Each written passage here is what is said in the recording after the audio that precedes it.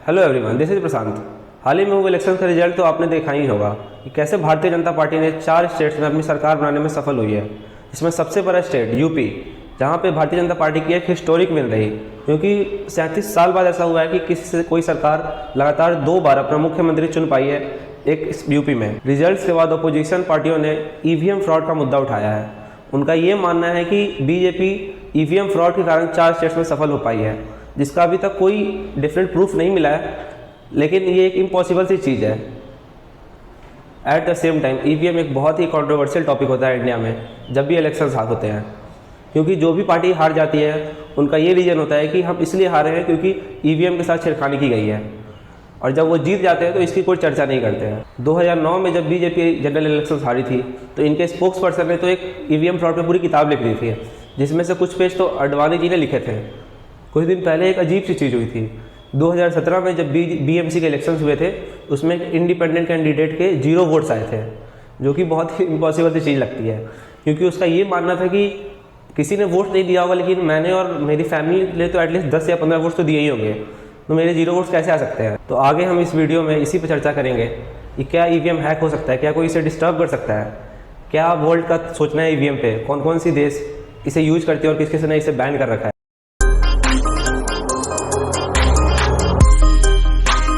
1989 से पहले हमारे देश में वोटिंग के लिए पेपर बैलेट का यूज किया जाता था, जिसमें एक बैलेट पेपर में हमें जितनी पार्टियां हैं उनके सिंबल्स दिए होते थे और उसके सामने हम उनका निशान लगाते थे जिनको हमें वोट देना होता था, और फिर हम उस बैलेट को वोट बैंक में डाल देते थे। दरअसल ये एक बहुत लंबा प्रोसेस होता था। इसमें बहुत सारी धांधलियाँ भी सामने आई थी, चाहे वो बूथ कैप्चरिंग से लेके वोट माफिया की हो।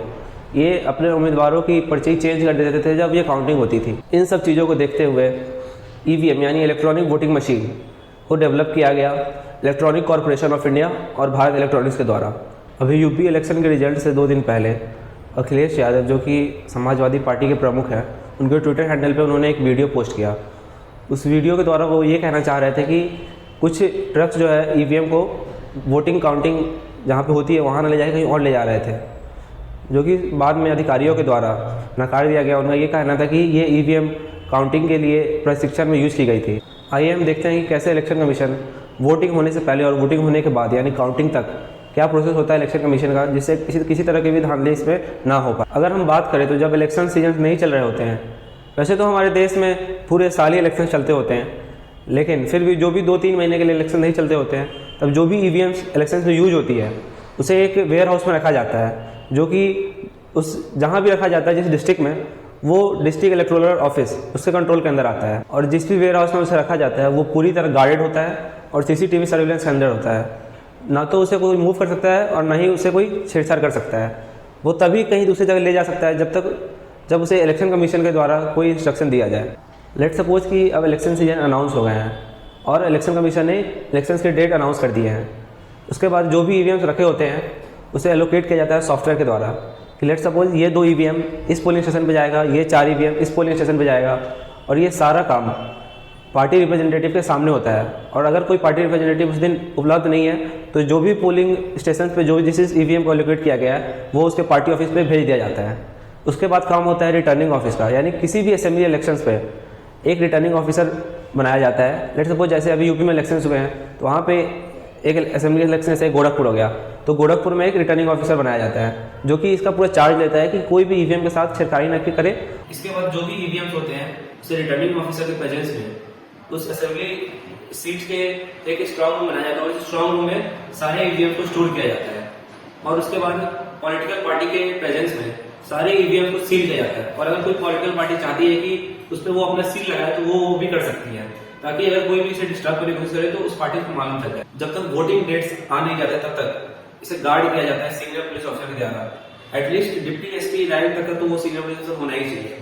और इसके अलावा जो सेंट्रल पुलिस फोर्स होती है उसके द्वारा भी इसे गार्ड किया जाता है 24 आवर। और एक बार जब कोई ईवीएम सील हो जाती है उसके बाद वो जो फिक्स डेट है जिस दिन इलेक्शंस होने वाले हैं उसी दिन वो स्ट्रांग रूम से बाहर आती है, और जितने भी पॉलिटिकल पार्टी है उसे इन्फॉर्म कर दिया जाता है कि इस दिन ये स्ट्रांग रूम से निकलेगी। तब तक आप इसे देख सकते हैं और गार्ड कर सकते हैं कि हाँ, ताकि इसके साथ कोई छेड़खानी ना हो। साथ ही कुछ रिजर्व्स ईवीएम भी स्ट्रांग रूम में रखे जाते हैं, यानी कोई भी ईवीएम जिस दिन वोटिंग हो उस दिन अगर किसी तरह की प्रॉब्लम आ गई, यानी क्योंकि वो एक इलेक्ट्रॉनिक मशीन ही तो है, अगर उसमें किसी तरह की कोई प्रॉब्लम आ जाए तो उस रिजर्व ईवीएम को हम यूज कर सकें। जब वोटिंग स्टार्ट होती है उस वक्त प्रिसाइडिंग ऑफिसर के द्वारा हर पॉलिटिकल पार्टी के लीडर को वहाँ बुलाया जाता है और उन्हें ये दिखाया जाता है कि किसी तरह की मशीन्स में कोई प्रॉब्लम है या नहीं। तो 20 या 30 वोट उसमें वोट किए जाते हैं और दिखाया जाता है कि इसमें किसी तरह की कोई प्रॉब्लम्स नहीं है। ईवीएम 3 पार्ट्स को कंसिस्ट करता है, वैलिड यूनिट, वीवीपैट और कंट्रोल यूनिट। कंट्रोल यूनिट जो कि एक प्रिसाइडिंग ऑफिसर के द्वारा कंट्रोल किया जाता है। एक्चुअली होता क्या है कि एक कंट्रोल यूनिट होता है जो कि प्रिसाइडिंग ऑफिसर के पास होता है, जो कि वो बूथ के बाहर होता है। उसमें उसके थ्रू प्रिसाइडिंग ऑफिसर ये कंट्रोल करता है कि कोई भी आदमी एक बार में एक ही वोट गिरा सके, वो 2 या 3 वोट न गिर जाए उससे। बैलेट यूनिट जो कि आप देख सकते हैं कि इसमें हर पॉलिटिकल पार्टी के सिंबल दिए होते हैं और लीडर के नाम दिए होते हैं और हर के सामने एक ब्लू कलर का प्रेस करने का बटन दिया होता है, जो कि आप जिसे प्रेस करेंगे तो वोट गिरते हैं। और उसके बगल में वीवीपैट होता है, जिस भी पार्टी में आपने वोट दिया उसके सिंबल उस पर आ जाएंगे, ताकि आप कंफर्म कर जाए कि ये आपने जो प्रेस किया बटन उससे वोटिंग हो गई है, आपका वोट काउंट हो गया है। वीवीपैट का एक ये फ़ायदा भी है कि जिस दिन काउंटिंग होती है, लेट सपोज किसी कैंडिडेट को किसी तरह की इशू है कि नहीं मेरे वोट्स कम काउंट किए गए हैं, तो उसे वीवीपैट के द्वारा क्रॉस वेरीफाई किया जाता है कि उससे नंबर ऑफ जितने भी वोट्स गिरे होते हैं तो एक एक पर्चा उसमें गिरता है और फिर उस पर्चे की काउंटिंग होती है कि हाँ ये जो ईवीएम में शो कर रहा है वो वीवीपैट में भी सेम वेरीफाई हो रहा है। तो इसका एक बहुत ही बड़ा यूज़फुल हो सकता है। और जब वोटिंग एंड हो जाती है उसके बाद प्रिसाइडिंग ऑफिसर जितने भी वोट्स टोटल वोट्स जो काउंट हुए हैं उस मशीन में रिकॉर्ड हुए हैं वो हर पॉलिटिकल पार्टी को बता देते हैं कि इस पोलिंग स्टेशन पे इतने वोट गिरे हैं, ताकि जब वोटिंग हो तो उस दिन उन्हें ये शक न हो कि हाँ नंबर ऑफ वोट जो है ज़्यादा कर दिए गए और कम किए गए हैं। उसके बाद प्रिसाइडिंग ऑफिसर के द्वारा पॉलिटिकल पार्टी के प्रेजेंस में उस ईवीएम को सील किया जाता है और फिर से उसे स्ट्रांग रूम में भेज दिया जाता है। इवन कैंडिडेट्स को ये भी अलाउड होता है कि जब वो सील हो गई उस पर अपना सिग्नेचर कर दे, ताकि किसी तरह की टेम्परिंग उस पर ना हो सके। जब ईवीएम सील हो जाती है उसे गाड़ी में रखा जाता है और पूरे पुलिस फोर्स के द्वारा उसे भेजा जाता है, ताकि रास्ते में किसी तरह की परेशानी ना हो। कैंडिडेट्स भी अलाउड होते हैं कि जिस गाड़ी में ईवीएम रखी गई है उसके साथ जाने की, ताकि वो ये देख सके कि किसी तरह की भी इसके साथ टेम्परिंग नहीं की जा रही है। और जब वोटिंग के बाद ईवीएम को स्ट्रांग रूम में रख दिया जाता है उसके बाद कैंडिडेट्स भी अलाउड होते हैं कि जब तक काउंटिंग रे आ रहा है तब तक उसे गार्ड कर सके। कुछ दिन पहले जब यूपी के इलेक्शन रिजल्ट आ रहे थे तो एक मीम वायरल हुए थे ट्विटर पे, जैसा कि आप देख सकते हैं कि ये एसपी के एक लीडर है समाजवादी पार्टी के, जो कि बाइनोकुलर लेके वो गार्ड कर रहे हैं कि किसी तरह की छेड़खानी ना हो ईवीएम के साथ स्ट्रांग रूम में। यानी इलेक्शन कमीशन ने पूरी तरीके से अपनी कोशिश की है कि पूरे इलेक्शन को ट्रांसपेरेंट तरीके। आपने कई बार सुना होगा कि ईवीएम मशीन हैक हो गई है, बहुत तरह के स्टेटमेंट सुने होंगे, डिबेट देखे होंगे और बहुत तरह की वीडियो देखी होगी कि ईवीएम मशीन हैक हो सकती है। लेकिन मैं उस केस को डिस्कस करूंगा जो कि बहुत ही फेमस हुआ था और बहुत इस पर सवाल उठाया गया था। एक्चुअली दिल्ली असेंबली में एक एमएलए ने एक डेमो दिखाया था कि ईवीएम मशीन हैक हो सकती है। बेसिकली वो ओरिजिनल पे दिखाया गया था, वो एक कॉपी पे दिखाया गया था कि इस तरीके से ईवीएम मशीन हैक हो सकती है। जिसके बाद सुप्रीम कोर्ट ने ये ओपन चैलेंज दिया था पार्टियों को कि अगर किसी के पास वो पावर है कि इसे हैक कर सके तो वो आके इसे हैक करके दिखाए। हालांकि इसके बाद 2 पार्टी गई थी इनसे डिस्कस करने, लेकिन ये नहीं प्रूफ कर पाए कि ये ईवीएम मशीन हैक हो सकती है। अगर हम दूसरे देशों की बात करें, नीदरलैंड, जर्मनी, इटली, फ्रांस, इन देशों में 2009 से पहले ईवीएम का यूज किया जाता था, उसके बाद इसे यहाँ बैन कर दिया गया। अगर आप वहाँ के कोर्ट का ऑर्डर पढ़े तो इसमें ये नहीं बताया गया था कि ईवीएम को हैक किया जा सकता है या किसी तरह की कोई दिक्कत आ सकती है ईवीएम में।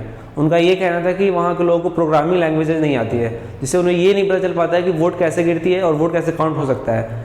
इसलिए उसे यहाँ से हटाया गया कि ताकि किसी लोगों में मन में डाउट ना हो कि क्या डेमोक्रेटिक कंट्री में वोटिंग ट्रांसपेरेंट तरीके से कंडक्ट हो भी रही है या नहीं हो रही है। सो आप इन तरह की न्यूज़ों से दूर रहें, ईवीएम हैक हो सकता है या नहीं हो सकता है। धन्यवाद।